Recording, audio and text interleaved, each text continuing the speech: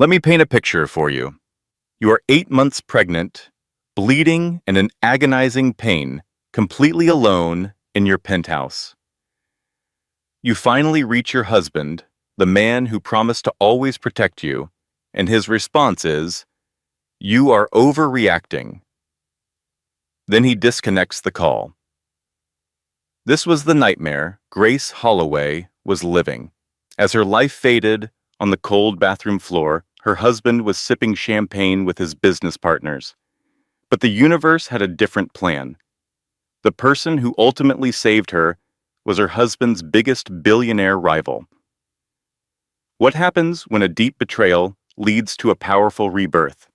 When the man she loved vanishes from her life, and the man who despised her husband steps in to become the father her children truly deserved.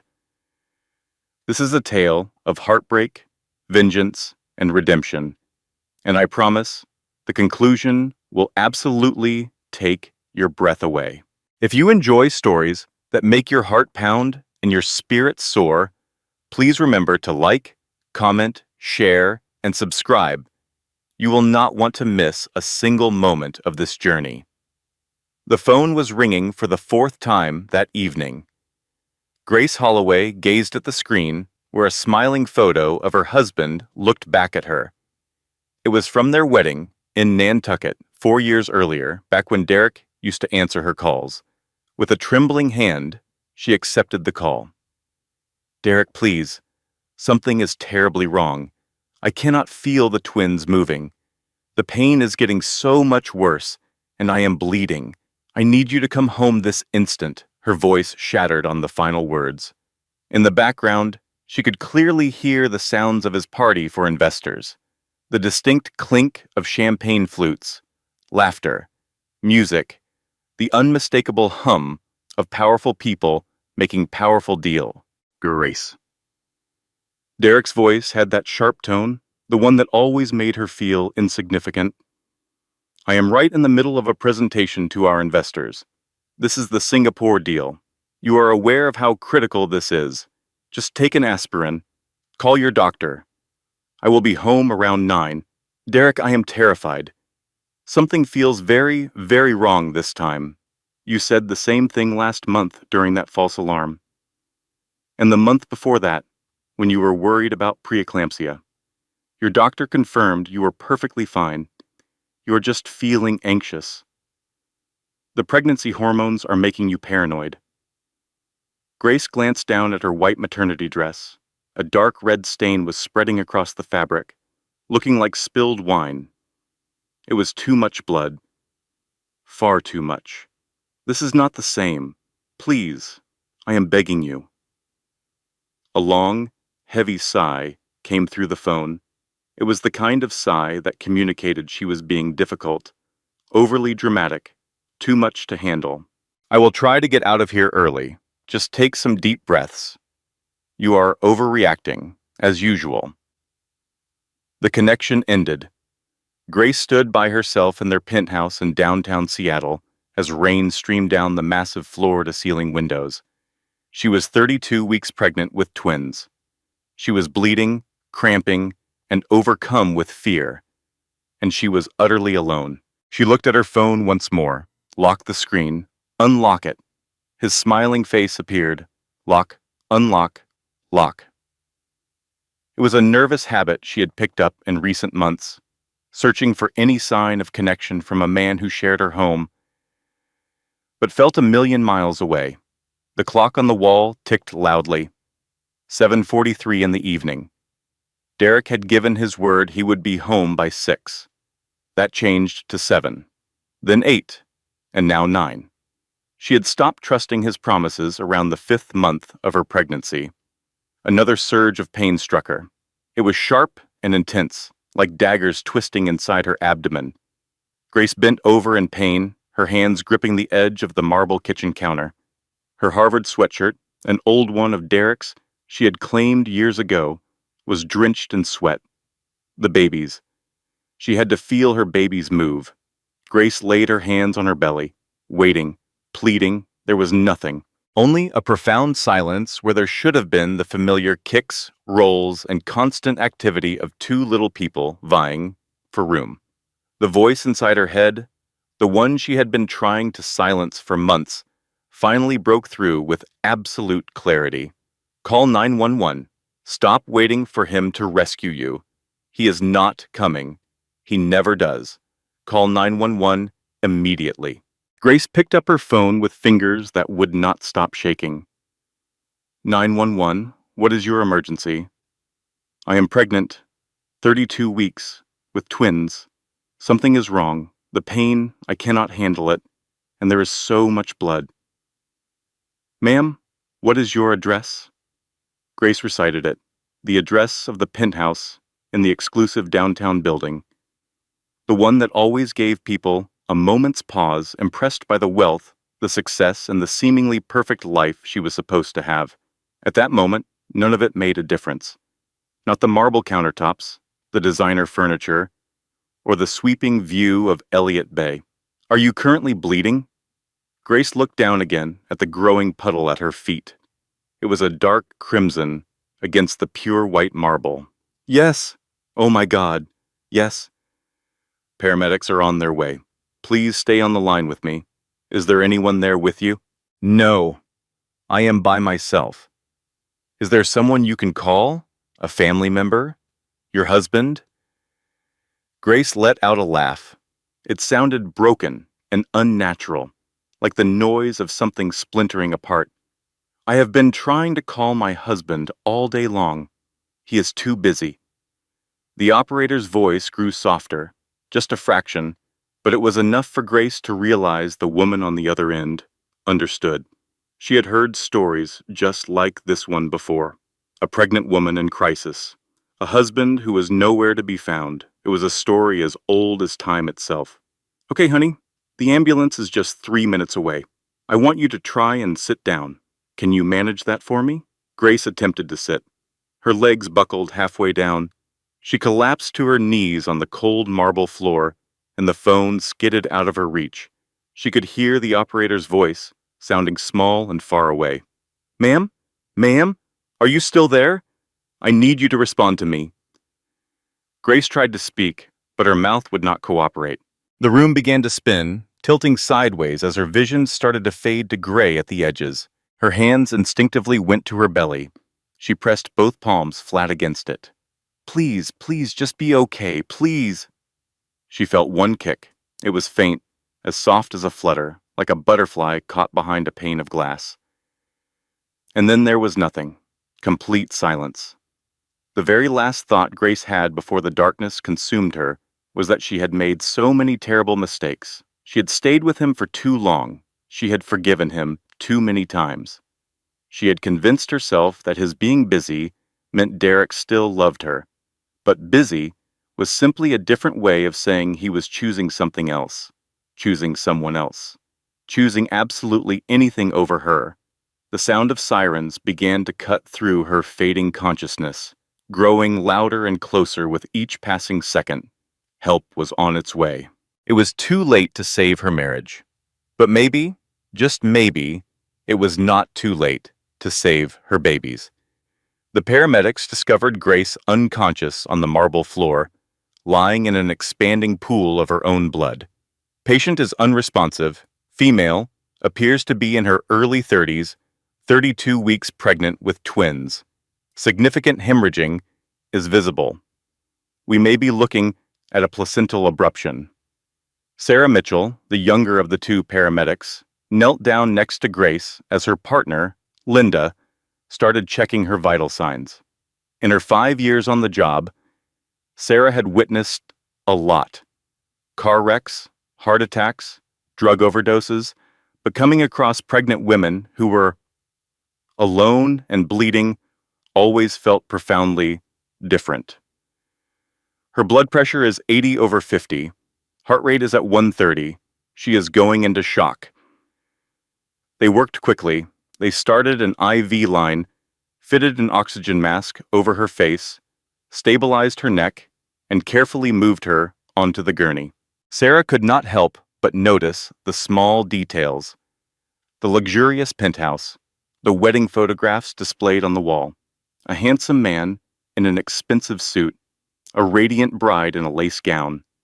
They both looked so young, full of hope, and deeply in love, and now that same bride was dying all by herself. In the back of the ambulance, Grace's eyelids fluttered open. She looked confused and terrified. "My babies," she whispered weakly. "Are my babies going to be okay?" Sarah gently took her hand and gave it a reassuring squeeze. "We are taking you to the hospital. You are going to be fine. Can you tell me your name?" "Grace. My name is Grace Holloway." "Okay, Grace. How many weeks are you?" 32 weeks. It is twins. A boy and a girl. Are they still alive? Please. You have to tell me if they are still alive." Sarah glanced at the fetal monitors. She saw 2 heartbeats. They were rapid, but they were there. They were fighting. "They are holding on in there. You are all fighters. Is there anyone we should call for you? Your husband? Any family?" Grace's expression crumbled. "My husband. Derek. His name is Derek Holloway. His number is saved in my phone." Linda found the phone, dialed the number, and activated the speaker. The phone rang 4 times. Derek's voice finally came on the line, sounding annoyed and slightly intoxicated. "I already told you that I would call you back." Sarah responded, her voice professional, but icy. "Mr. Holloway, this is the City Memorial Paramedic Team. We are transporting your wife, who is experiencing a possible placental abruption. It is a twin pregnancy at 32 weeks. This is a life-threatening situation. We need you to come to Mercy General Hospital immediately." There was a long silence on the other end. The background noise of the party filtered through music, laughter, and the clinking of champagne glasses. "I am sorry, but this is really terrible timing. Can you tell me exactly how serious this is?" Sarah's jaw tightened. Grace saw it, and so did Linda. "Sir, your wife is hemorrhaging. Your unborn twins are in distress. She could die. This is as serious as a situation can get. We need you at the hospital right now." "Right, okay. I will try to get there as soon as I am able to. Try."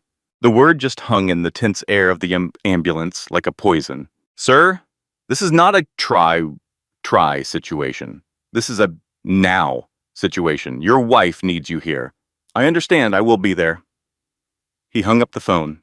He did not ask, "Is she all right?" He did not say, "Tell her that I love her."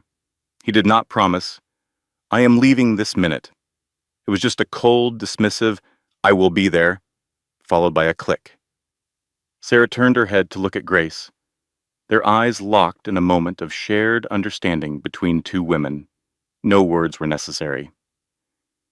That single look was more painful than the contractions, because it was a look of recognition. Someone else had finally seen it. Someone else had witnessed his indifference, and that meant Grace was not crazy. She was not making things up. She was not being overly dramatic, as Derek always claimed. This was real. Her husband had just been informed that his wife and unborn children might die, and his response was that he would try to show up. Try. The rest of the ambulance ride was a blur. The flashing red and white lights painted streaks outside the windows. The wail of the siren drowned out everything but the thoughts swirling in Grace's head. Memories, sharp and devastating, under the influence of the morphine, came flooding back. Derek had missed her very first ultrasound. The merger meeting was moved up at the last minute. You get it, right? It is just one appointment. And she had understood. She always made sure to understand. Derek had also missed their gender reveal party. He was in Tokyo for a conference. She ended up cutting the cake by herself. It had layers of pink and blue. Twins, a boy and a girl. She had cried as her mother held her, saying, "He is just working so hard for his family." But was he really? Their 4th anniversary had been just 3 months ago. He had canceled their special reservation at the same restaurant where he had proposed to her. There was a client dinner that he claimed could not be rescheduled. She ate Chinese takeout alone in their bedroom that night, flipping through their wedding album and wondering at what point he had stopped looking at her like she was the most important person in the world. Last week, on Thursday night, she had finally asked him directly, "Do you still love me?" Derek didn't even bother to look up from his computer. Of course, stop being so dramatic. It was not a yes. It was not a more than anything in the world. It was not a, "What kind of question is that?" It was just a command to stop being dramatic. Her feelings were treated like an interruption, a problem he had to solve, a malfunction in his otherwise flawless world. "Grace, just stay with me." Sarah's voice broke through her thoughts. "We are almost at the hospital. Just 2 more minutes. Remember to breathe." Grace tried to focus on her breathing. Inhale, exhale, inhale, exhale. She placed her hands on her stomach, her flat palms resting on the tightly stretched skin. "I am so sorry," she whispered to her babies. "I am so sorry I didn't get out of there sooner. I am sorry I allowed him to make me think I was going crazy. I am sorry your father is the kind of man who doesn't even show up." One of the babies gave a little kick. It was weak, but it was there. A little fighter, just like the mother she was about to become. The ambulance doors swung wide open, revealing the emergency bay of Mercy General. Everything was a rush of bright lights, people hurrying, and a sense of controlled chaos. A woman in surgical scrubs hurried toward them. Her dark hair was pulled back neatly. She had a commanding air about her. Her name badge read, Dr. Caroline Cross, OBGYN. "My name is Dr. Cross. Grace, are you able to hear me?" Grace managed to nod. "We have to take you directly to an emergency C-section. Your twins are showing signs of distress. We need to deliver them right now. Do you understand what I am saying?" "Yes." "Is your husband with you?" Grace's voice cracked as she answered. "No." "Is he on his way?" "He told me he would try to make it." Dr. Cross's jaw clenched. A dark look flashed in her eyes, a fury she was struggling to keep in check. "Who else can we call for you? Your parents? A friend? Is there anyone?" Grace's mind felt completely empty. Her mother was in Florida visiting her sister. Her best friend, Marissa, was working a double shift at a different hospital on the other side of town. There is no one. I have no one. The expression on Dr. Cross's face changed. For a brief moment, it softened. Then, it hardened again with a new sense of resolve. "In that case, you have me. I will not leave your side. I give you my word." They began wheeling Grace toward the operating room. She watched the ceiling tiles slide past above her. Grace started counting them. It was something to do, something to focus on other than the rising panic. 37 tiles, and then they were at the doors to the surgical suite. As they lowered the anesthesia mask over her face, Grace had a single, clear thought. She had remained in her marriage for far too long. She had forgiven far too much. She had made herself smaller and smaller, believing that if she demanded less, Derek might finally give her something. But you can never shrink yourself enough to be loved. She understood that now. It was too late, but she finally understood. Her world faded to black. Nathan Cross was sitting in the surgical waiting room, his hands tightly clasped, his jaw set, and he was wondering what on earth he was doing there. 20 minutes ago, his life was completely different. He was at the Children's Hospital Gala. It was $1,000 a plate charity dinner. He was wearing a tuxedo and a bow tie. He was charming donors. He was giving speeches about how important it is to be there for children in need. And then his phone buzzed. It was Caroline, his sister. "Nathan, I need you to get to Mercy General, right now." There was no explanation. There was only an urgency in her voice. It was the kind of tone that meant you do not ask questions, you just get moving. So, He moved. He walked off the stage in the middle of his speech. He got into his car.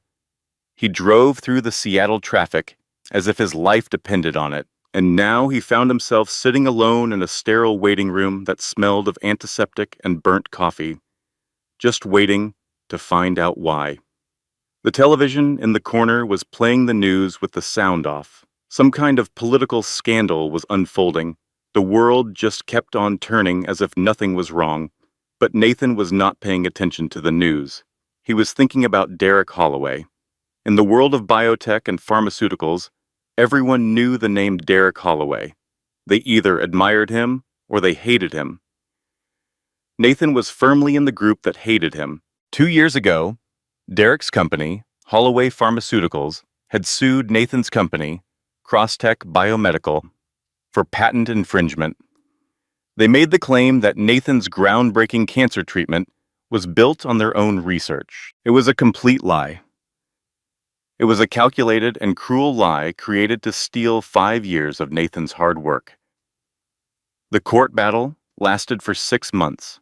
It cost him $2 million in legal fees. In the end, Nathan had won. The judge dismissed Holloway Pharma's case, calling it frivolous and without merit. Derek had just smiled on the steps of the courthouse. He actually smiled.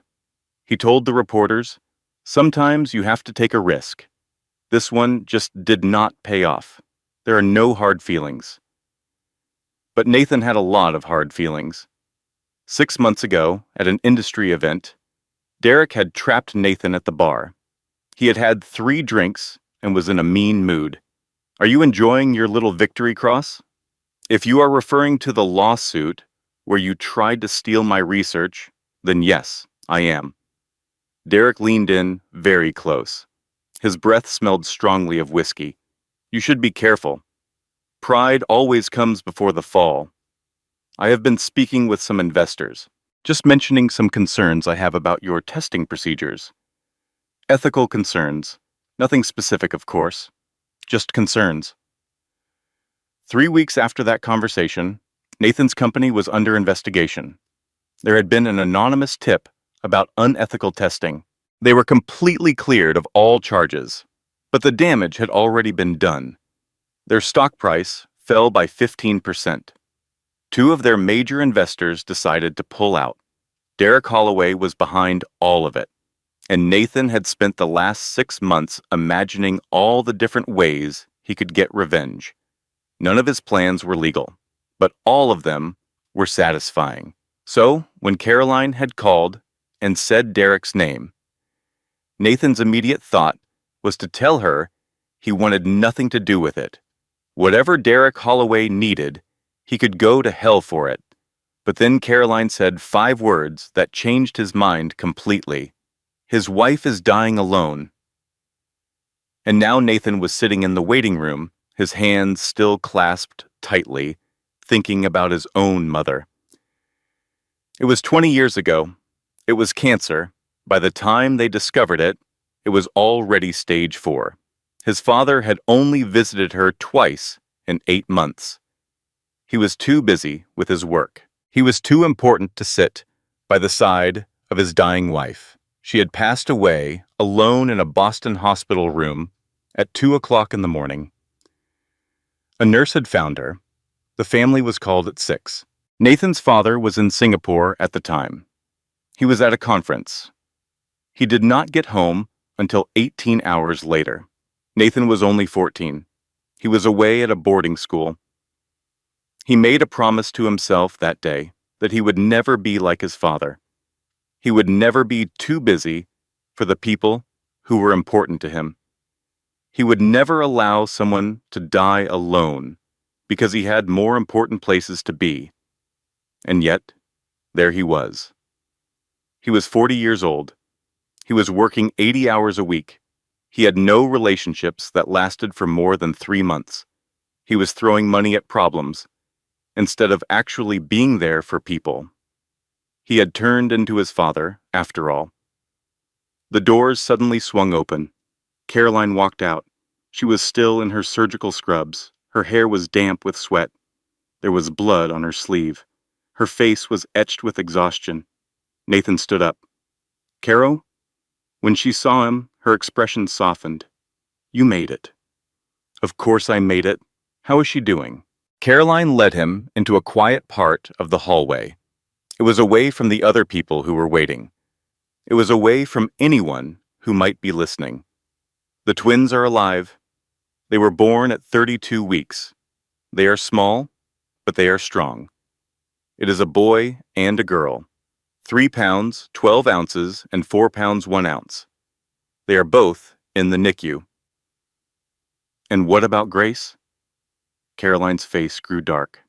She lost a great deal of blood. It was a placental abruption. It was a complete separation. If it had been another 20 minutes, we would have lost all 3 of them. A knot formed in Nathan's chest. A woman he did not even know had almost died. She might still be dying, but she is stable for now? For the time being, she needed transfusions. She has stitches. It will take her weeks to recover, but she is alive. Where is Derek? A look of pure rage flashed in Caroline's eyes. He is not here. He never even came? Not yet. I instructed the nurses to call him 3 different times while she was in surgery. It went straight to his voicemail every time.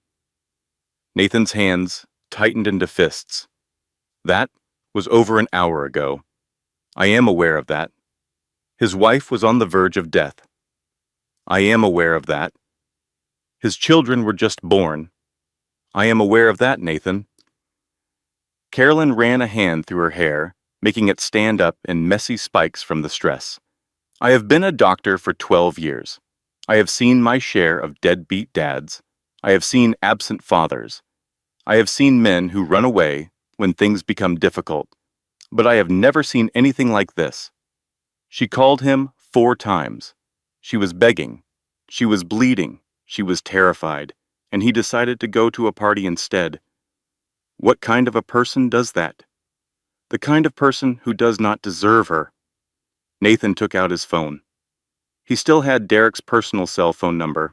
It was the number Derek had given him during the lawsuit. Call me if you ever want to settle this. Nathan had never used that number. Until this moment. He dialed. The phone rang 3 times before Derek answered. His voice sounded cheerful and slightly drunk. Cross, is it not a bit late for a business call? Your wife nearly died tonight. There was a pause. He could hear music and laughter in the background. Derek made no effort to move away from the noise. What are you talking about? Grace, your pregnant wife, she had a hemorrhage. She needed an emergency C-section. Your twin babies are in the NICU. She is in the recovery room, and you are at a party. There was a longer pause this time. The noise in the background did not stop. There was no sense of urgency. There was no panic in his voice. There was only confusion. I am sorry, but how do you know about my wife? It is because someone had to be here for her. Since you obviously could not be bothered to show up. Now you just hold on a minute. She called you 4 times. Were you aware of that?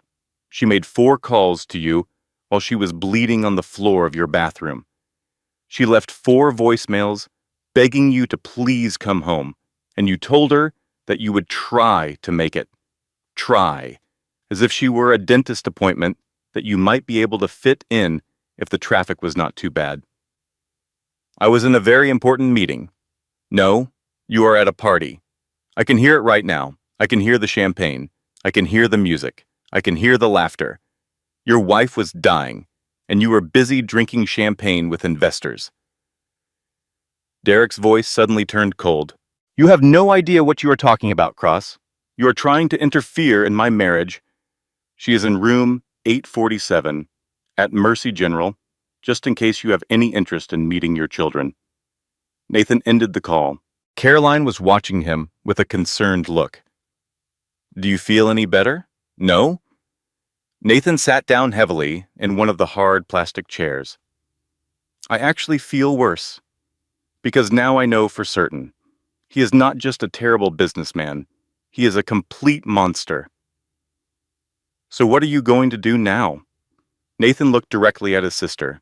He really looked at her. He saw the deep exhaustion. He saw the anger. He saw the fierce desire to protect. I am going to sit with her, so that she is not by herself when she wakes up. Nathan, you really do not have to do that. Yes, I do. Someone needs to be there. And it is very clear that Derek is not going to be that person. Caroline nodded her head slowly. Room 847. In the recovery ward. She should be waking up in about 30 minutes. I will be there. Thank you. For coming here. For caring about her. For being absolutely nothing like him. Nathan adjusted his bow tie as he got to his feet. I am happy you reached out to me. He made his way toward room 847, completely unaware that he was about to meet the very woman who would alter the course of his life. Grace's eyelids fluttered, revealing the harsh glare of fluorescent lights and the rhythmic beeping of machines. The ceiling above her was a grid of white tiles. Medical devices surrounded her. The sharp scent of antiseptic filled the air. She was in a hospital. Her hands instinctively went to her stomach. It was flat. It was empty. A wave of panic crashed over her. No, no, no, no. Her voice was a hoarse whisper, sounding alien to her own ears. My babies. Where are my babies? A nurse entered the room. She was young, with compassionate eyes. Her name tag read, Rachel Thompson. Mrs. Holloway, you are safe now. You are in the recovery room. Your babies are doing well. They are in the neonatal intensive care unit. You have a son and a daughter. They are small, but they are fighters. Grace began to weep, a storm of relief, terror, and a powerful, overwhelming love. Can I go see them? Very soon. We need your condition to stabilize first. You lost a significant amount of blood. Dr. Cross performed exceptionally. You are going to recover fully. How long was I unconscious? For about 1 hour. The operation was a success.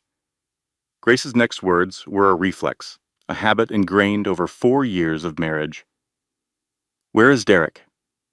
Rachel's friendly expression faltered, just for a moment, but it was enough for Grace to notice. The nurse knew something. Grace could feel it. Let me find out for you, dear. With that, she left. Grace remained in the hospital bed, her eyes fixed on the ceiling tiles. She started counting them. 37 tiles long, 23 tiles wide, a total of 851 tiles. 37 minutes had passed since she regained consciousness. And still there was no sign of Derek. As the fog of morphine lifted, her mind began the painful process of piecing together the truth. My body just went through the most harrowing experience imaginable. I was taken into surgery, uncertain if I would ever wake up, if my children would make it, if that was my last day on earth. And he is not here. He is still not here. What could that possibly mean? No, I know exactly what it means. I have known for months. It means I am on my own. I have been on my own. I was alone in our marriage long before I was alone in that ambulance. The late nights at the office.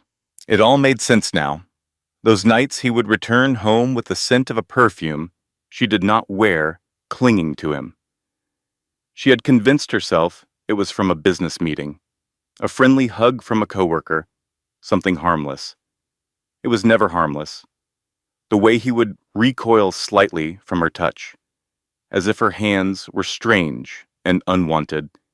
The way he would gaze at his phone and smile, a kind of smile she had not seen him direct at her for years.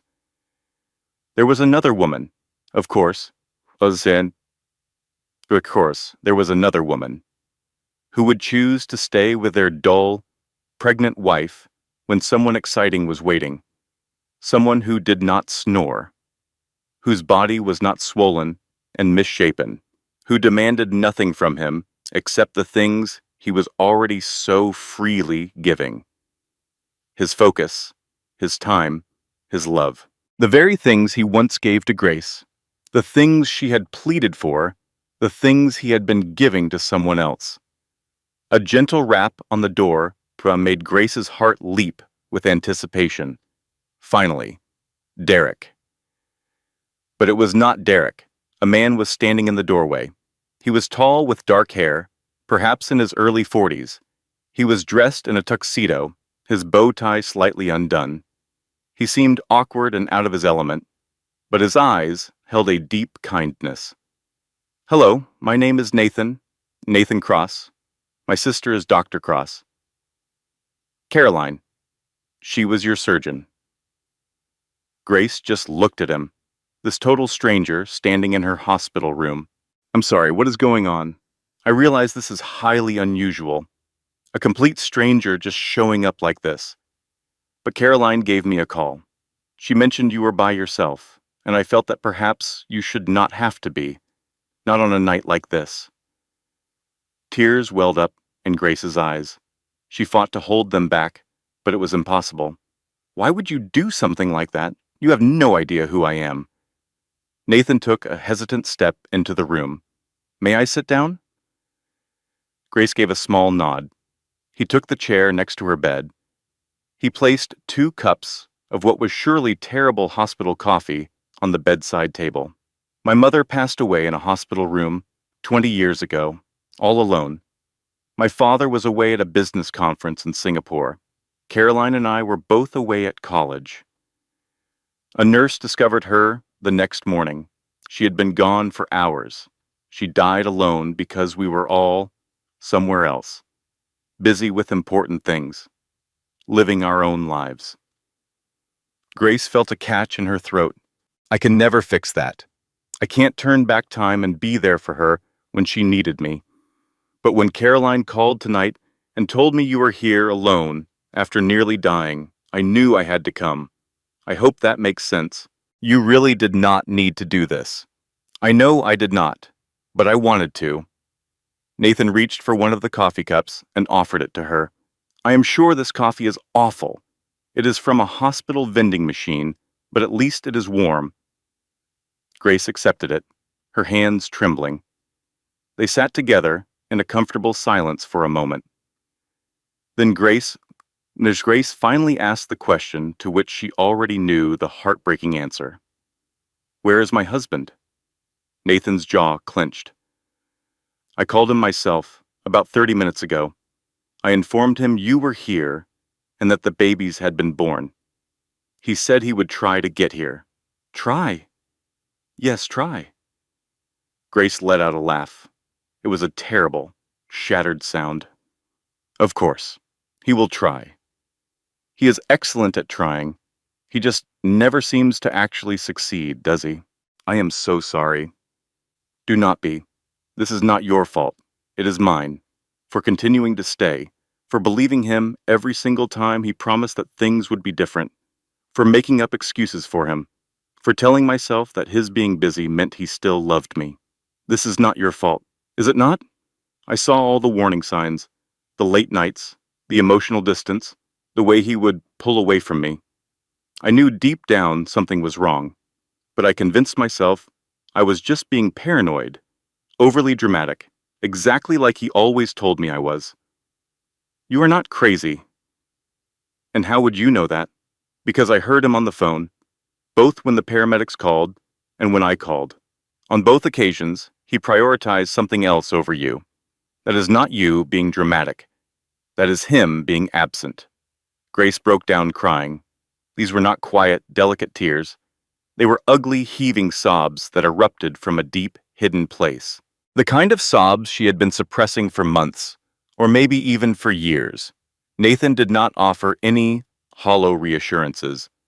He did not say, "I am sure he is on his way," or "He loves you, he just has a hard time showing it." He simply moved his chair a little closer, and he just sat there with her. Present. "I know you are in pain. I am truly sorry." 3 simple words. I am sorry.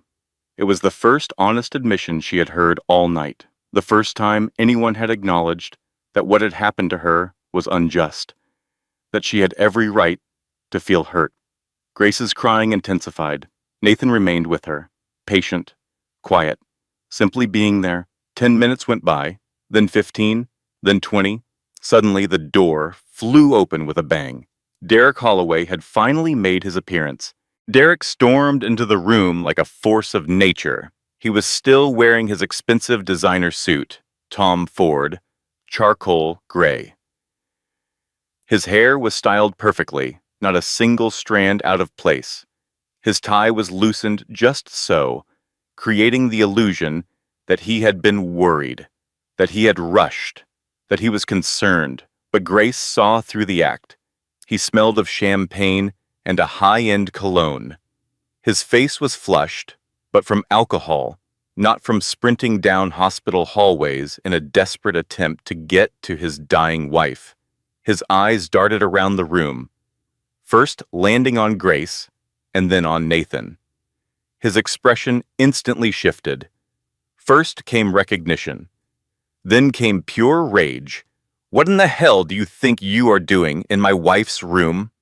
Nathan rose from his chair slowly, deliberately, all 6 feet and 2 inches of him unfolding. He spoke in a calm, measured tone, with no need to raise his voice. "I was here." Just those 3 words. Simple and utterly devastating. Derek's face turned a shade of crimson. "Get out of here. Right now." "Derek?" Grace's voice was barely a whisper as she tried to intervene. Derek ignored her, his gaze locked on Nathan. "Not you. Him. I do not know what kind of scheme you are trying to pull, Cross, but my wife just came out of surgery, and I will not stand by while you try to manipulate her in her vulnerable state. I am aware she had surgery." Nathan's voice remained unnervingly calm. "I was here." He repeated the words, this time more slowly. Each word was like a twisting knife. "You son of a—" Derek lunged at him. Nathan stood his ground, not even flinching. Grace's voice sliced through the tension. "Stop." Both men froze in place. "Derek, he is telling the truth. He was here, and you were not." Derek finally turned to look at his wife. He truly saw her for the first time since he had entered the room.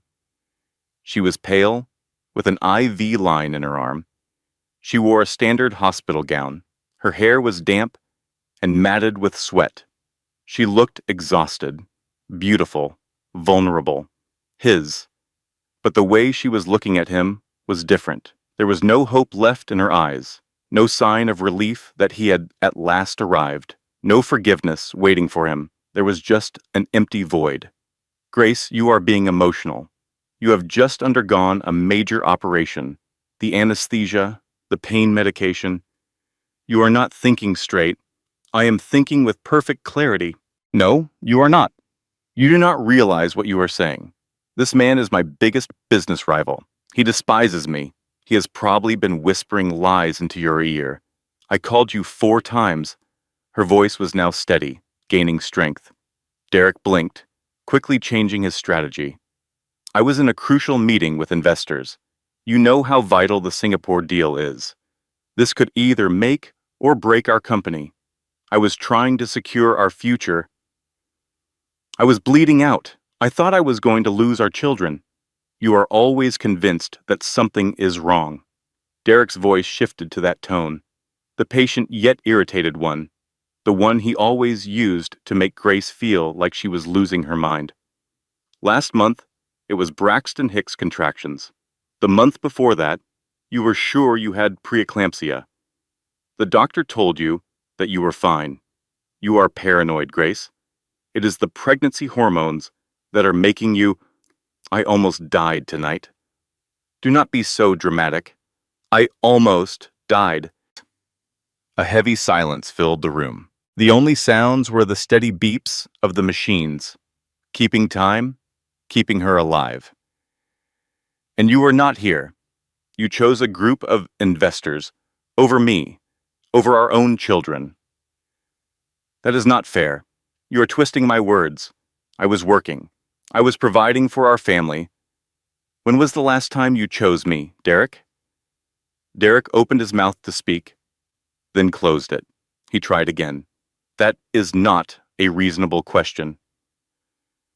When was the last time you initiated physical contact? When was the last time you even asked me about my day, or how I was feeling, or about the babies? When was the last time you looked at me with the same excitement you have when your phone buzzes? Grace, I work 14-hour days to give us the life we have. The penthouse apartment, your luxury car, the expensive private schools our children will attend. Everything you possess is a result of my hard work. I do not care about the penthouse. Derek stopped short. He blinked in confusion. What? The penthouse apartment means nothing to me. Neither does the luxury car or the expensive schools. All I ever wanted was you. Us. But there is no us anymore, is there? There is only you and your work and your phone and whatever else you are doing when you are away from home. And then there is me, waiting. I am always waiting. For the first time, Grace's inner voice was perfectly clear. There was no more self-doubt, no more questioning. For 3 years, I have been the one saying sorry. Sorry for needing him. Sorry for wanting him to come home. Sorry for asking where he was. Sorry for being lonely. Sorry for being pregnant and sick and emotional. I apologized for simply existing in a way that was inconvenient for him. I am done apologizing. I did not cause this. He did. He made this choice. Every single late night. Every ignored phone call. Every time he looked at me as if I were a problem instead of his wife. He made these choices. And now, I am choosing myself. Out loud, she simply said, "Leave." Derek just stared at her. What did you say? Leave. I do not want you in this room. Grace, you are not thinking straight. It is the medication from the surgery. I am thinking more clearly than I have in years. Get out. She told you to get out. It was Nathan's voice. It was smooth like silk, but strong as steel underneath. Derek spun around to face him. This is all your fault. You have turned her against me. You came in here with your sob story and poisoned my own wife's mind. Your wife was dying alone.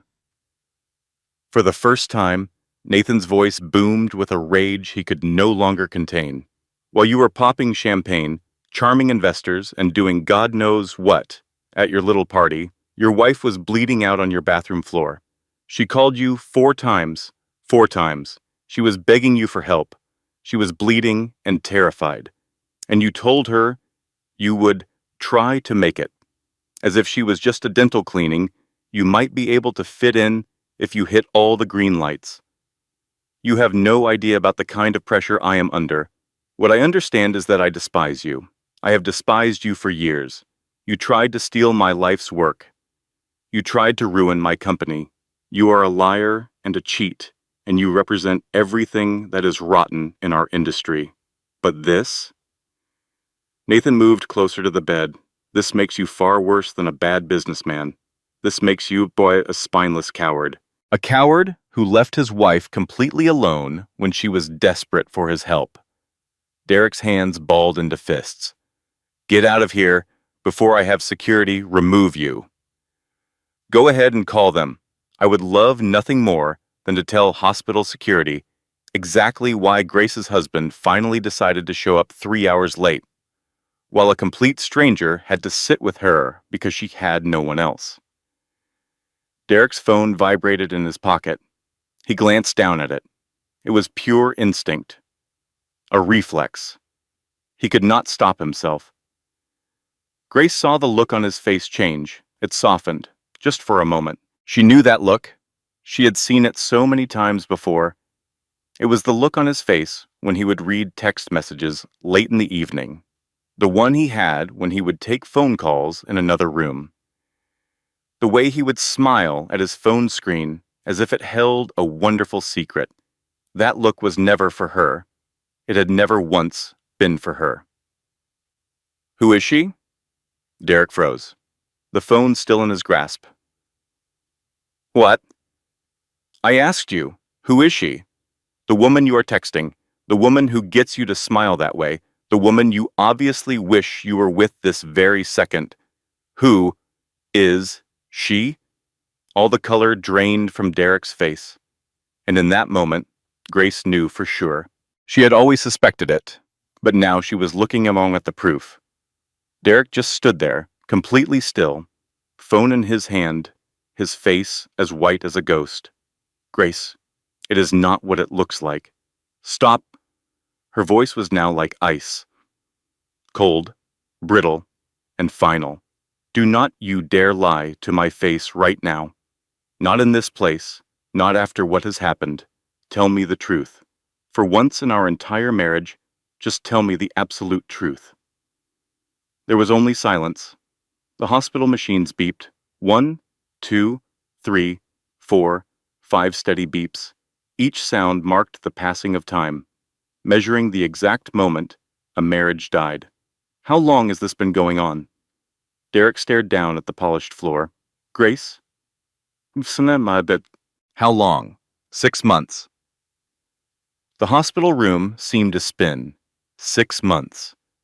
Grace quickly did the math in her head. She was 7 months pregnant. You began cheating on me after I was already pregnant. It is not like that at all. Then tell me what it is like. Please, I want you to explain it. Make it make some kind of sense. Help me understand how you could start sleeping with another woman while I was at home, carrying your children. Nathan quietly took a step backward.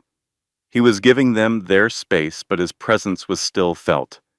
Solid, like an anchor in the storm.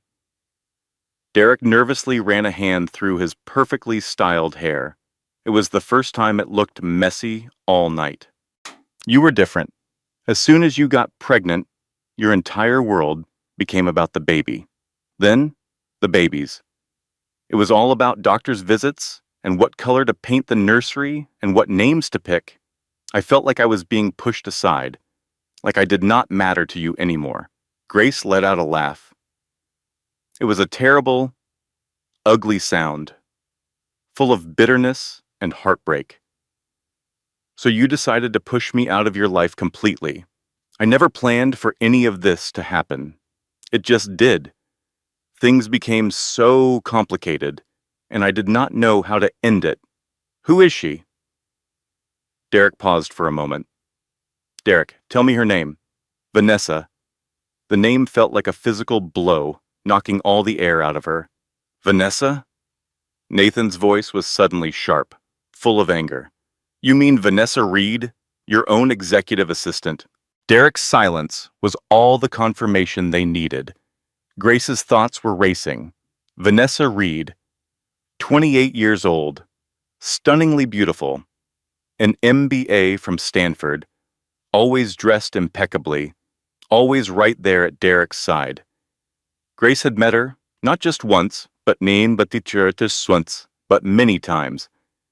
At the company galas, at holiday parties, in Derek's own office, Grace had smiled at her. She had made polite conversation. She had asked about Vanessa's family. She had complimented her clothes. Just last Christmas, Grace had personally sent her a box of homemade cookies. It was her grandmother's special recipe, chocolate chip with a sprinkle of sea salt. Vanessa had even sent back a thank you note. It said, "You are so incredibly sweet. Derek is so lucky to have a wife like you. Derek is so lucky to have you." The trip to Hawaii, Grace's voice was unnervingly calm. Back in March, for that big pharmaceutical conference. Derek's guilty expression confirmed it before a single word left his mouth. She was with you there, wasn't she? Grace, I am the one who packed your suitcase for that trip. I put in your favorite brand of sunscreen, the blue swimming trunks. I even hid a little note inside your luggage. It told you how much I loved you, that I was already missing you. Did you even bother to read it, or did she find it before you did? Derek did not say anything. Answer my question. I read the note. And what did you do after that? Did you go straight to her hotel room? Grace, please do not make me do this. But answer me. Yes? Fine? Yes. I went to her room. Grace shut her eyes. She took a deep breath. Then she opened them again. The night I told you, we were having twins. May 15th. It was our 4-year wedding anniversary. I cooked your favorite meal. I put on that dress you bought for me when we were in Paris. I had the ultrasound pictures set up in a beautiful frame. 2 tiny heartbeats. Twins. I could not wait to tell you. Derek's composure finally broke. You got home 3 hours late. You told me there was a massive traffic jam on the bridge. Grace, you were with her on our anniversary, on the very same day that I found out we were having 2 babies. You were with her. It was not supposed to be anything serious. It was just a mistake, a one-time thing. But then it just kept happening, and I did not know how to make it stop. You make it stop by stopping. You make it stop by not going to her room, by not sending her texts, by not choosing her over your pregnant wife every single day for the last 6 months. Do you love her? Derek did not give an answer. Derek, do you love her? I do not know. Do you love me? Of course I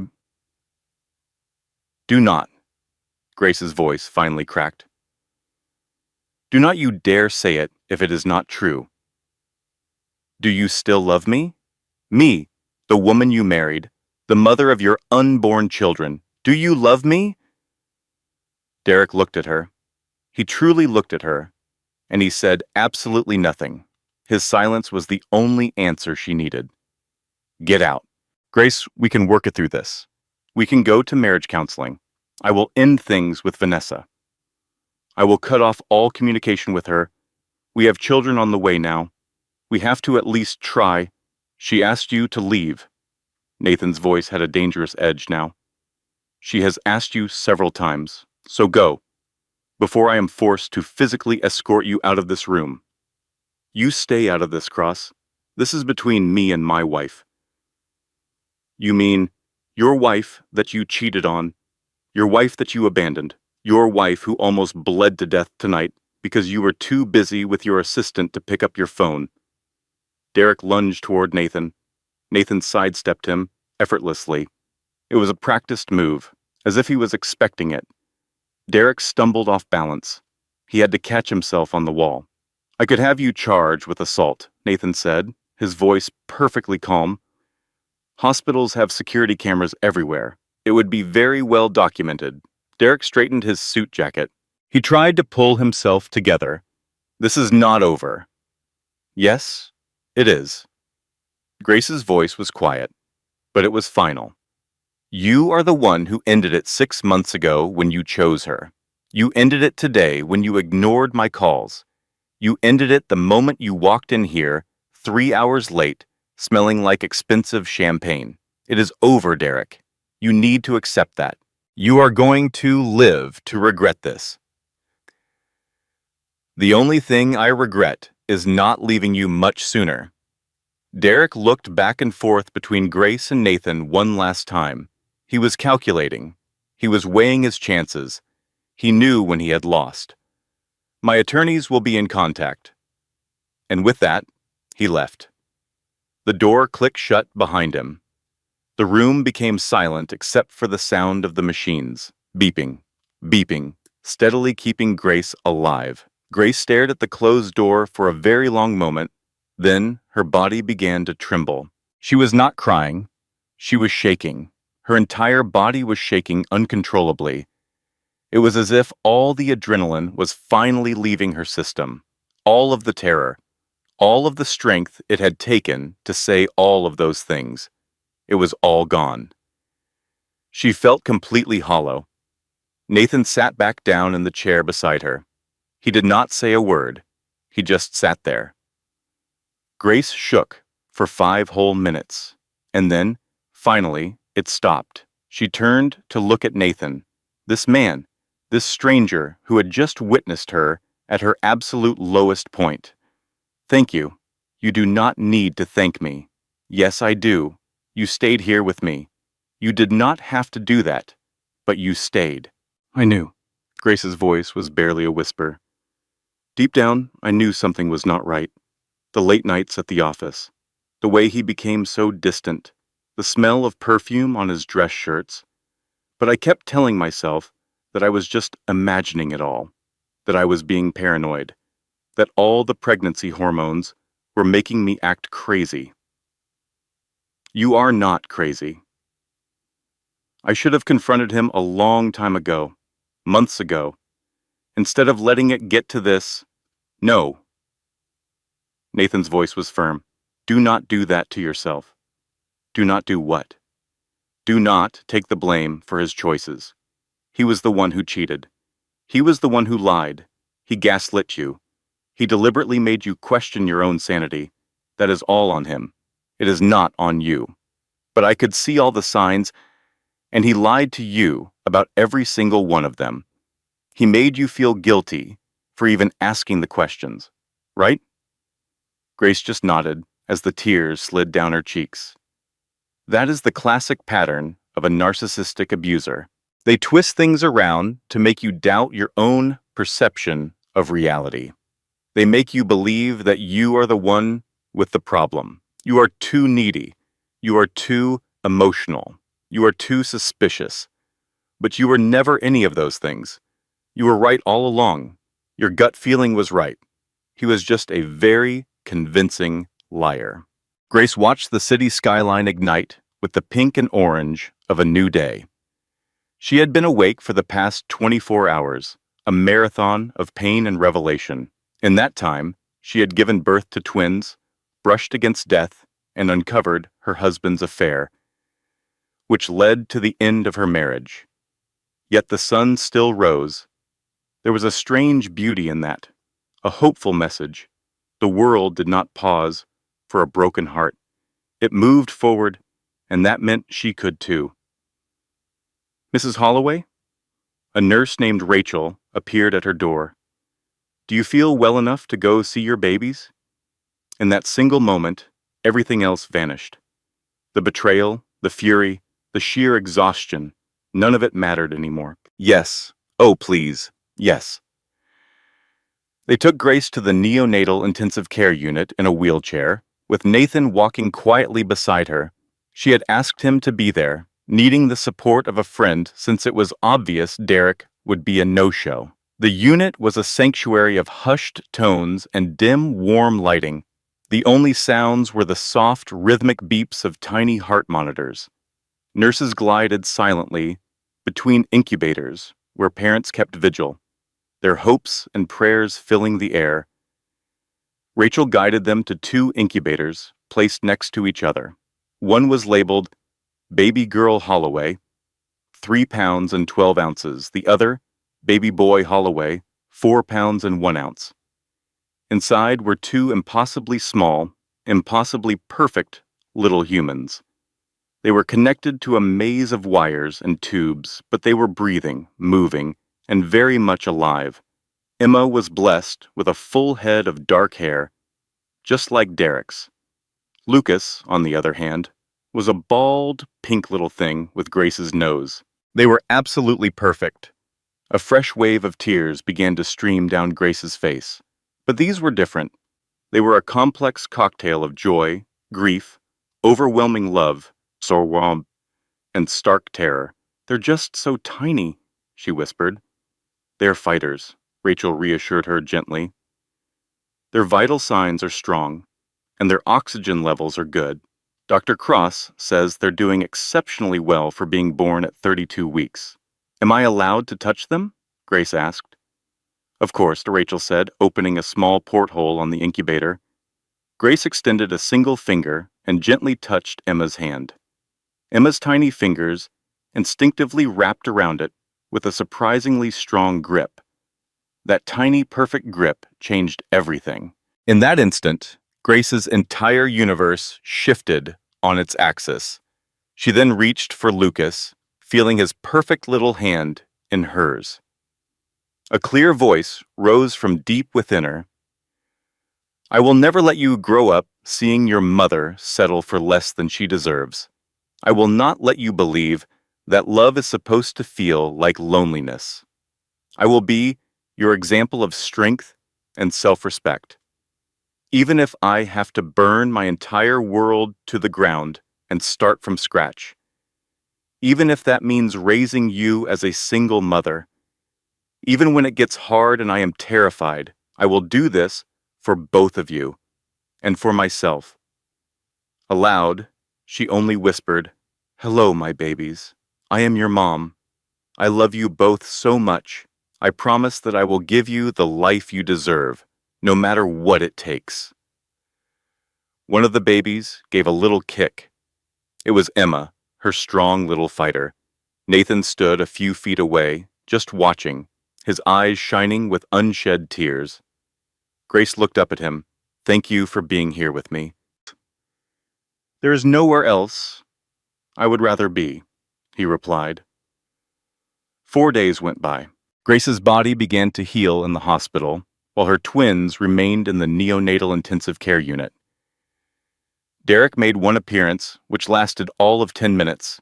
He snapped a few pictures for his social media accounts and then left. Nathan, however, visited every single day. He brought her food, coffee, and books she was too tired to read.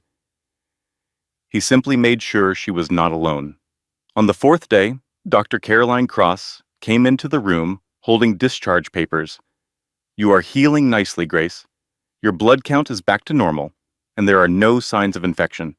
You can go home today." "When can my babies come home?" Grace asked immediately. "We are probably looking at another 2 weeks. They are gaining weight and getting stronger each day. Is there a way I can stay here with them?" Caroline paused for a moment. "We have a family room, but it is a shared space, not private. Grace, you need proper rest in a real bed." Grace fell silent. Home? The word meant the penthouse she shared with Derek. It was a place where every corner held a memory of the lie she had been living. She had not spoken to Derek since that first night, ignoring his endless calls, texts, and flower deliveries. "Where will you go?" Caroline asked softly. Just then a knock came at the door, and Nathan walked in. He was carrying lunch from that great sandwich shop downtown. He took one look at Grace's expression and stopped. "What is wrong?" "She is being discharged," Caroline said. "But she does not want to return to the penthouse." "Then do not," Nathan said, without a moment's hesitation. "What?" Grace asked. "Do not go back there, at least not right now," he urged. "But I do not have anywhere else to go." "Yes, you do," Nathan said, setting the lunch down. "I own a guest house on my property out in Marin County. It has 3 bedrooms and comes fully furnished. It has been sitting empty for the last 6 months. You can stay there." "Nathan, I could not possibly, Why not?" he interrupted. "Because I hardly know you. You do not owe me a thing. Besides, people will talk. Let them. You need a safe place to recover, somewhere Derek cannot just pop in whenever he feels like it. The guest house is completely separate from my home, a good 200 yards away. You will have total privacy. This is just too much to ask.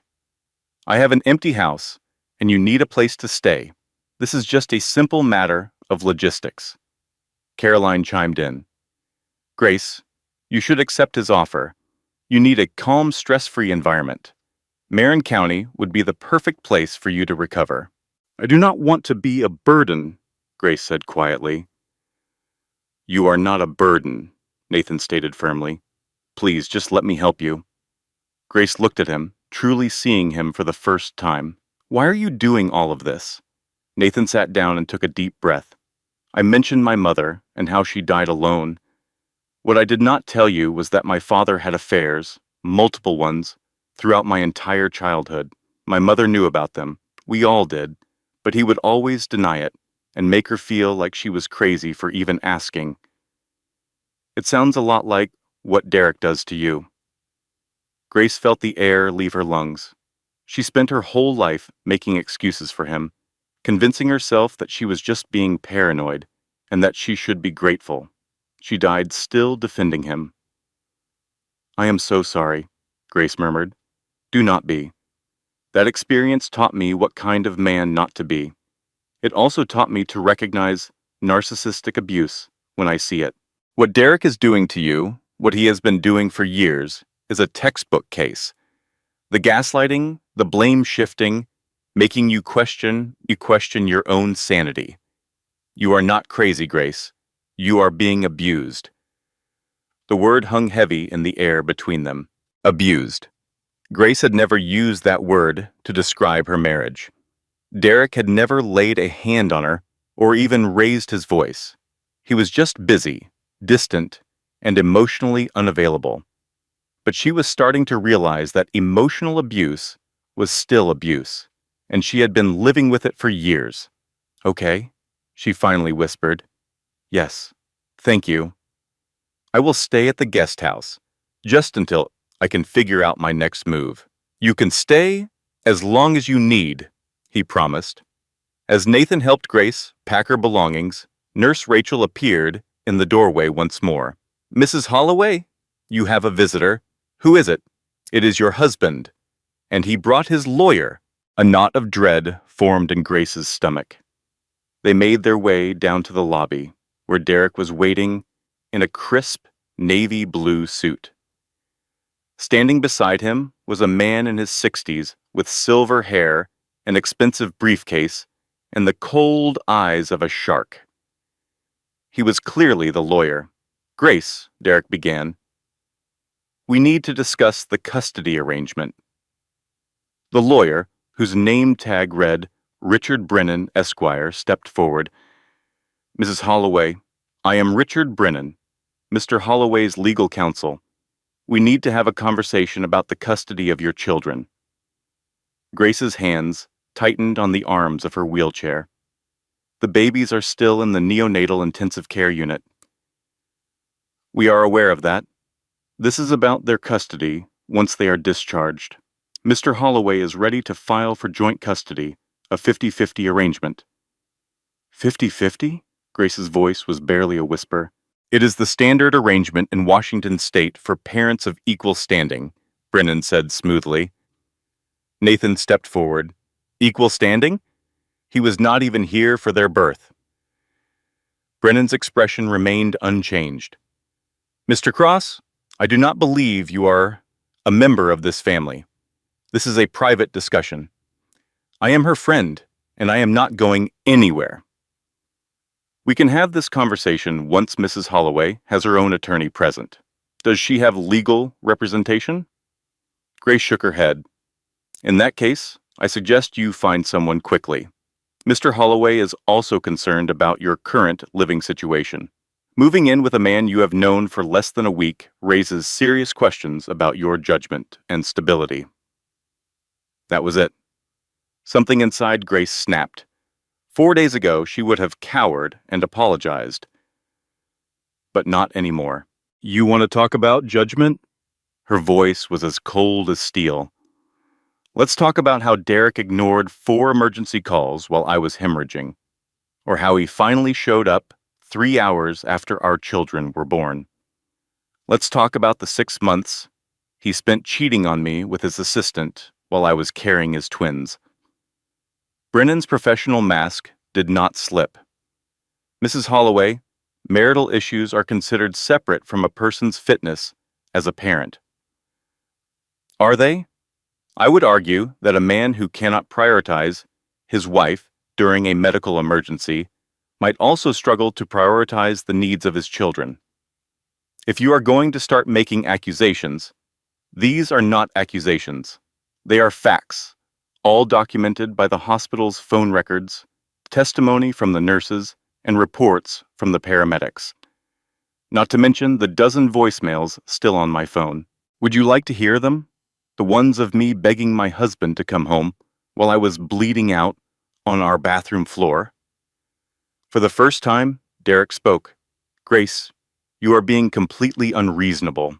No, I am being a mother, and I am finished with you making me feel crazy for expecting you to be a decent human being.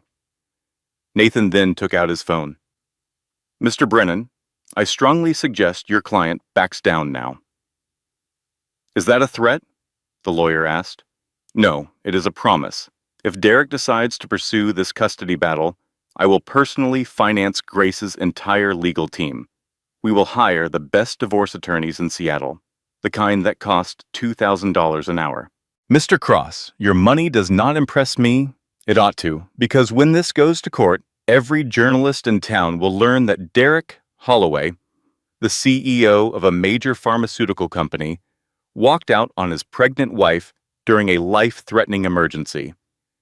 They will learn that he ignored her desperate calls so he could sip champagne with his business partners. They will learn that he was unfaithful to his wife while she was carrying his own children, and they will learn his mistress is a 28-year-old who works for him. The color drained from Derek's face. What do you suppose your board of directors will do with that information? Or your investors? That Singapore deal is still up in the air, isn't it? Do you really think they'll want to be in business with a man whose personal life is a train wreck on public display? Brennan shifted his briefcase. Negative press can cut both ways. Can it really? I have hard proof. I have hospital admission forms, complete phone records, sworn statements from the paramedics, the nurses, and the doctors. What have you got? A guess about where Grace is staying? Nathan pressed on. This is how things are going to unfold. Grace is going to retain a lawyer, a very skilled one. You will then come to a reasonable custody agreement. Grace will have primary physical custody. Derek will be granted supervised visits until the twins are mature enough to spend longer periods away from their mother. Supervised visits are for parents who are unfit. Precisely. Derek lunged. I am not an unfit parent. You were absent for their birth. You have seen them only 2 times in 4 days. You are standing here with an attorney instead of being upstairs getting to know your own children. Tell me, what part of that makes you a fit father?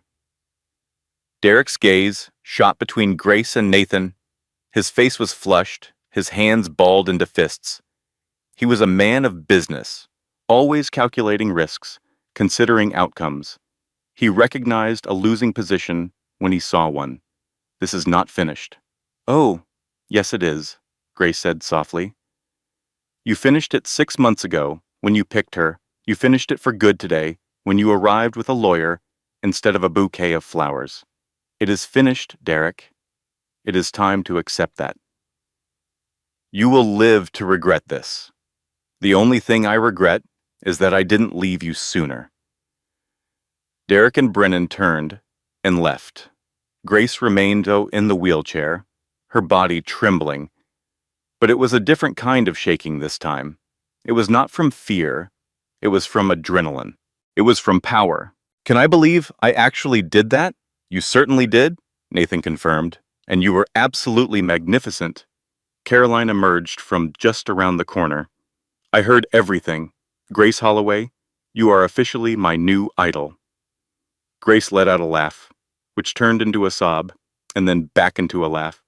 I don't have the slightest idea what I am doing. Who among us ever does? Caroline replied. The important thing is that you are doing it. That is all that matters. They began their drive to Marin County in Nathan's Tesla. The ride was smooth and silent. Grace watched as the Seattle skyline faded in the rearview mirror. I have never in my life stood up to him that way. What does it feel like? It is terrifying, and also wonderful, truly, wonderfully good. The estate was breathtaking, a masterpiece of modern design with windows stretching from the floor to the ceiling, offering a panoramic view of the San Francisco Bay. Lush trees surrounded the property, and the air had a fresh, clean scent. The guest house was a separate structure from the main residence, complete with its own private driveway, ensuring total seclusion. The interior was a sanctuary of peace. It featured an open layout living area with clean white walls, polished wood floors, and inviting furniture. There were 3 bedrooms, a large master suite and two smaller ones. One of the rooms had been transformed into a nursery, furnished with two cribs, a changing station, a rocking chair, and framed by soft gray drapes. Nathan, how did you manage all of this? Caroline was a huge help. She has a sixth sense for what babies require. A welcome basket was sitting on the kitchen island, filled with groceries, coffee, prenatal vitamins, and a plush blanket. Inside was a note written in a distinctly feminine script. Welcome to your new home. You are going to be a phenomenal mother. Please call me anytime, day or night. All my best, Caroline. P.S. Nathan is on your speed dial as number 2. I am number 1. Please use us. Grace lifted the card and read it a second time. Tears began to well up in her eyes. Why are the two of you being so incredibly kind to me? Nathan placed her suitcase on the floor. Because you are deserving of kindness. You deserve to have people in your life who show up for you, who keep their promises, and who do not force you to plead for basic human decency. 2 weeks after that, the twins were discharged from the hospital. Emma and Lucas. Each weighed 5 pounds. They were healthy, strong, and absolutely perfect. Grace brought them to the guest house, a temporary shelter that was beginning to feel like a real home. She stood inside the nursery, cradling a baby in each arm. This was the life she had been fighting to have. It was never about a marriage to a man who did not want to be a husband. It was about this. It was about her children. It was about herself. It was a chance to create something genuine. Nathan was a constant source of support, but never in an overbearing way. He was simply present. He would bring by bags of groceries. He would hold Emma while Grace bottle-fed Lucas. He made late-night trips for diapers without ever being asked. He treated Grace as if she were a capable and strong woman. Not a broken person who needed to be rescued, but simply someone who needed a little help. One night, at 3 a.m, Grace was in the middle of feeding Lucas. Nathan tapped gently on the door. Can you not sleep either? Sleep is just a concept at this point, Grace replied, with a weary but genuine smile. Would you like some company? Always. Nathan settled into the other rocking chair, the one that had been intended for Derek, but would now never be used by him. They sat together in a comfortable quiet. Lucas made a soft noise, and Emma let out a little sigh from her crib. What is the reason you are doing all of this? Grace finally asked. I mentioned before, my mother, I feel like there is more to the story than that. Nathan remained silent for a long while. The night Caroline contacted me, I was attending a charity gala. I was on stage giving a speech about the importance of being there for children in need. Then she told me that a woman was on the verge of dying alone because her husband was too preoccupied. In that moment, I saw that I was turning into my own father, too preoccupied for the things that truly matter. I was so focused on building an empire that I forgot to build relationships. You are not anything like your father, am I not? I work 80-hour weeks. I have not had a relationship last longer than 3 months in the last 5 years. My solution to problems is to throw money at them instead of my own time and effort. That was true until I met you. Until you met me? Helping you is not solely for your benefit. It is also about my becoming the person I desperately needed when I was young, the person my mother needed. It is about discovering the man I truly want to be, not the billionaire, not the chief executive officer, just me. Grace reached across the small space between them and took his hand. Thank you for truly seeing me, for being present, for never making me feel weak. Grace, you are the strongest woman I have ever known. 6 months went by. The King County Courthouse was a gray, imposing structure against the bleak November sky. Grace stood on the courthouse steps, her hands trembling just a bit, preparing to walk into her final divorce proceeding. It had been 6 months since that awful night. 6 months filled with healing, with personal growth, with the process of becoming a new version of herself. Jennifer Morrison, her divorce lawyer, gently touched her arm. "Are you ready?" Grace gave a firm nod. She was ready. Once inside, she saw Derek sitting with Vanessa. They had arrived as a couple, holding hands, yet they both looked utterly miserable. It seemed the fantasy of being a mistress did not translate well to the reality of being a wife. The daily routines, the ordinariness, the hard work that a real relationship requires. Vanessa appeared exhausted and resentful, as if she had been sold a false promise. Derek looked much older, with more gray in his hair and new lines etched around his eyes. As Grace observed them, she felt nothing at all. There was no anger, no sense of triumph, not even a trace of pity. There was only a profound sense of relief that she was not in Vanessa's position. Jennifer began to present the proposed settlement. "We are petitioning for full physical custody of the minor children, Emma Grace Holloway and Lucas James Holloway, to be awarded to Grace Holloway. Mr. Holloway will be granted supervised visitation every other Saturday for a period of 4 hours. This supervision requirement may be removed once the children reach the age of 3, contingent upon his consistent attendance at visits and a demonstrated pattern of engagement.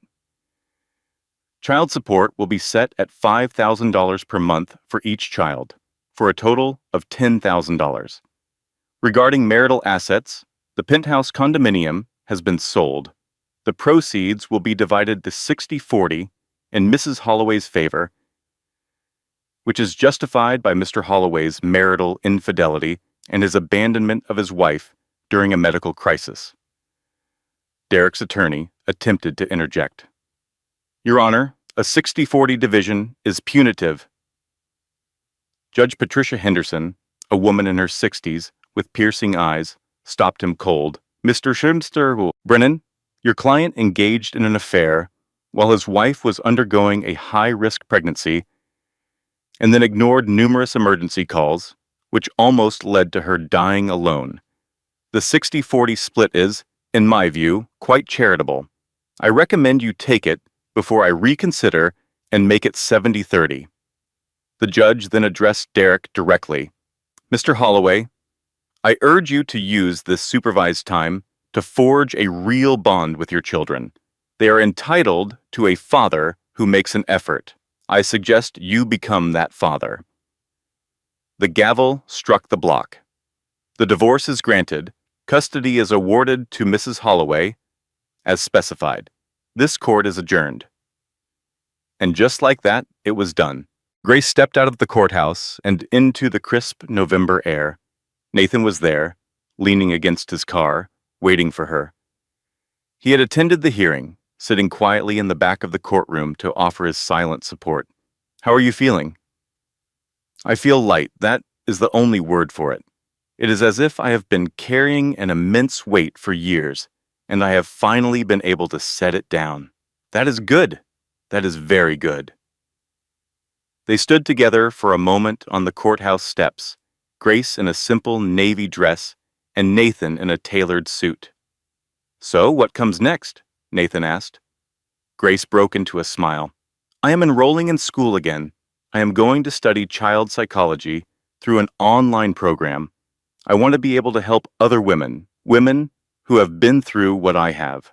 I want to help them see the signs of narcissistic abuse before they find themselves near death on a bathroom floor." "That is a wonderful goal, Grace. And for a while, I'm just going to focus on myself. I need to discover who I am without having someone else define me." "That is a wise choice." Grace paused, turning to look Nathan squarely in the eye. "But after that period of self-discovery is over, after I have a better sense of who I am, maybe we could go for coffee. Real coffee this time, not the kind that comes from a hospital vending machine." A warm smile spread across Nathan's face. "I would like that very much. It would not be a date, though. Not right away. Not right away, Nathan echoed. But perhaps one day. Perhaps one day. Grace started to walk away, but then she hesitated and turned back.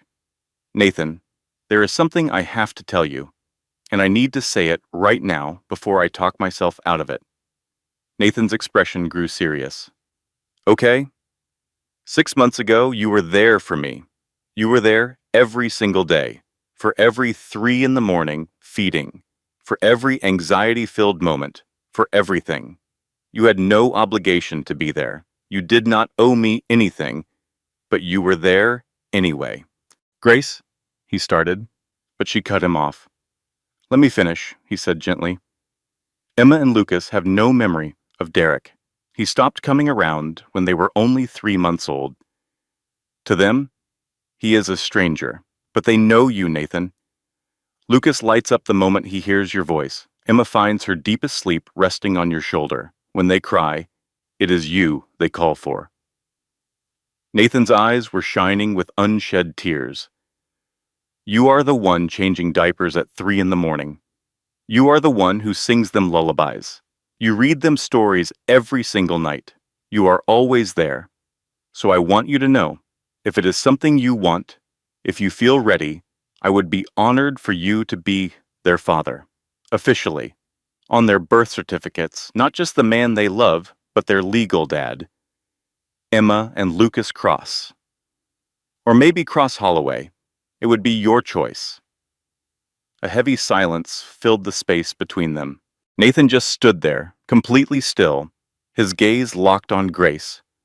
His eyes now red with emotion. Are you asking me if I want to adopt the twins? She whispered. I am asking if you want to be their dad, in every way that matters. Legally, officially, not just Uncle Nathan. I want you to be dad, daddy, their father. Nathan closed the distance between them, one slow step at a time, until he was right in front of her. Grace Holloway, these past 6 months have been the greatest of my entire 40 years, he said, his voice thick with emotion. Nathan, she began, waking up each morning knowing that I would get to see you, and Emma, and Lucas. That has been a profound gift. It is a gift I never thought I would deserve, but one I am thankful for every single day. I love those kids. I love them so much, Grace. I love the way Lucas's tiny hand wraps around my finger. I love how Emma drifts off to sleep on my shoulder. I even love their 3 in the morning wake-up cries. I love the sweet smell of their hair. I love absolutely everything about them. Grace felt her breath catch in her throat. And I love you. I have loved you since that terrible night in the hospital, when you showed a strength I had never witnessed before. My love for you grows stronger every day. I love how you fight for what is right. I love how fiercely you love your children. I love how you have rebuilt your entire world from nothing. You never, ever gave up. So, my answer is yes. 1,000,000 times, yes. I want to be their father. I want to sign the adoption papers. I want to legally change their names. I want to be there for every parent-teacher conference, every single doctor's appointment, every birthday, and every Christmas morning. I want all of it. Grace was openly crying now, but they were tears of pure joy. But Grace, there's one more thing that I want. What is it? Nathan reached into his jacket pocket and pulled out a small, velvet box. Grace's hands immediately flew to her mouth in shock. This is not at all how I planned to do this, he admitted. I imagined something romantic, maybe on a beach at sunset with candles everywhere. But Grace, I have been waiting 6 long months to say this, and I cannot possibly wait 1 more minute. Then, right there on the steps of the courthouse, Nathan lowered himself to one knee. Grace Holloway, you inspire me to be a better person, a better man, a better father, and a better partner. I cannot promise you a perfect life. I am sure I will make plenty of mistakes. But I can promise that I will always be there for you. I will always answer your call. I will always put you and our children first. That is my vow. Grace, will you marry me?" Grace looked down at Nathan, the man who had truly saved her, the man who had never left her side, the man who loved her children as if they were his own. "Yes," she breathed, 1,000 times. "Yes." Nathan rose to his feet, slid the beautiful ring onto her finger, and then he kissed her. He kissed her right there on the courthouse steps, as people walking by paused to watch. They smiled, and a few even began to applaud. Grace laughed through her happy tears. "I cannot believe this is actually happening." "You should believe it," he whispered, "because this is real. All of it is real." 18 months later, it was a Saturday morning, in their Sausalito home. It was no longer the guest house. It was their home, a place they shared together. The kitchen was filled with bright, warm sunlight and the happy chaos of family life. Emma and Lucas, now 2 years old, sat in matching high chairs, wearing identical pajamas. They had pancake bits everywhere, sticky fingers, and faces filled with pure delight.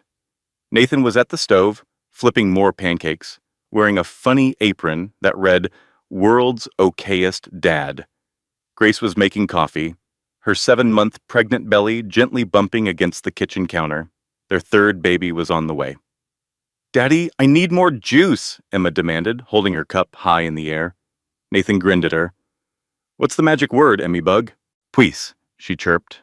"That's my girl," he said, pouring her some juice and planting a kiss on her forehead.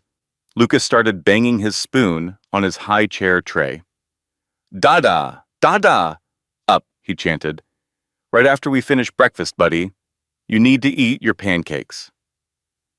Grace watched the scene unfold, her heart feeling so full, it felt like it might burst. This was what a family looked like. It was not perfect. It was messy and chaotic and utterly beautiful. Nathan noticed her staring at him. "What are you looking at?" he asked with a smile. "Nothing," she replied. "I'm just really happy." "Me too," he said. He walked over to her and gently placed his hand on her belly. "And how is baby Cross doing in there?" "This one is active. Very active," she laughed. "I think we might have a soccer player on our hands." "Just like his big brother Lucas," Nathan added. Emma suddenly yelled with excitement, "Mama! Daddy! Look!" She was holding up a crayon drawing. It showed a group of stick figures. A mama, a daddy, an Emmy, a Luce, and a tiny little baby. "That is so beautiful, sweetheart," Grace said. "That's our family," Emma announced proudly.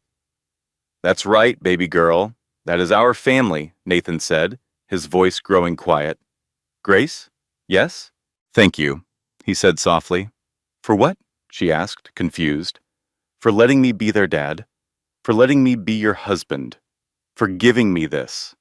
All of this." Grace reached out and took his hand in hers. "Thank you for showing up. That first night, and every single night since then. I will always show up for you," he promised. Always. Lucas broke the tender moment by shouting, "Dada! Pancake! Now!" Nathan laughed. "Well, duty calls." Just then the doorbell rang. Grace went to open it and found a delivery man on the porch. "I have a delivery for Nathan Cross?" he asked. "That is us," Grace said.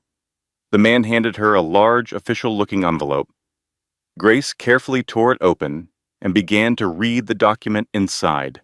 Tears immediately sprang to her eyes. "Nathan!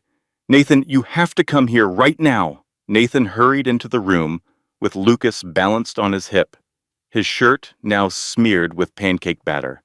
"What is it? What is wrong?" Grace held up the paper, her hand shaking with happiness. "It is official. The adoption was finalized. You are their legal father, Emma and Lucas Cross. It is all done." Nathan gently set Lucas down on the floor and took the paper from her. It was a certificate of adoption for Emma Grace Cross, and another one for Lucas James Cross. Listed under legal father was the name Nathan William Cross. The date read November 1st, 2027. Nathan's own eyes filled with tears as he read it. "I am their dad," he whispered in awe. "You have always been their dad," Grace said softly. "This just makes it official for the rest of the world." Emma toddled over to them. "Daddy cry?" she asked with concern. Nathan scooped her up into a hug, then lifted Lucas into his other arm, holding both of his children tightly.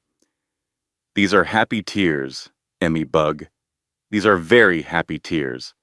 "Happy tears," Emma repeated, clapping her hands in delight. Lucas reached out and gently patted Nathan's cheek. "Dada, my Dada." "That is right, buddy. I am your Dada, and I will be forever."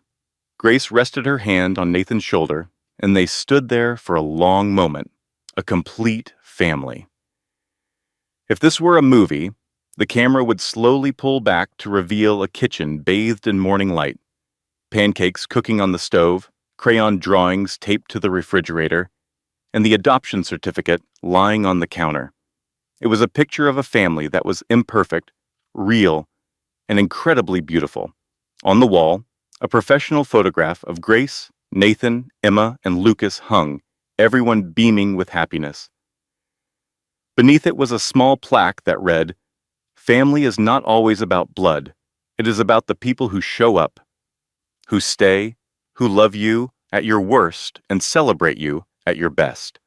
This is our family, built on love, built on choice, and built to last." Grace's inner voice spoke with finality. "A year and a half ago, I nearly died all alone.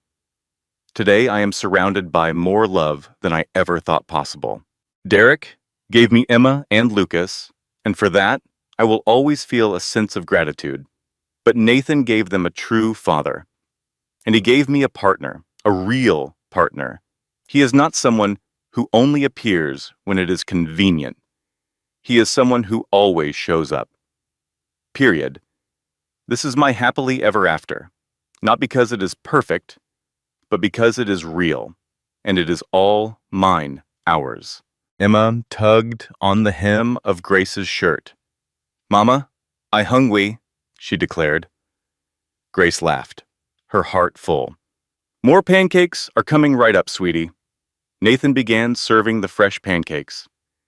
Emma proudly showed her drawing to everyone one more time, while Lucas demanded more juice at the top of his lungs.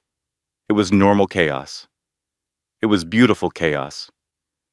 This was the life Grace had fought so hard to have.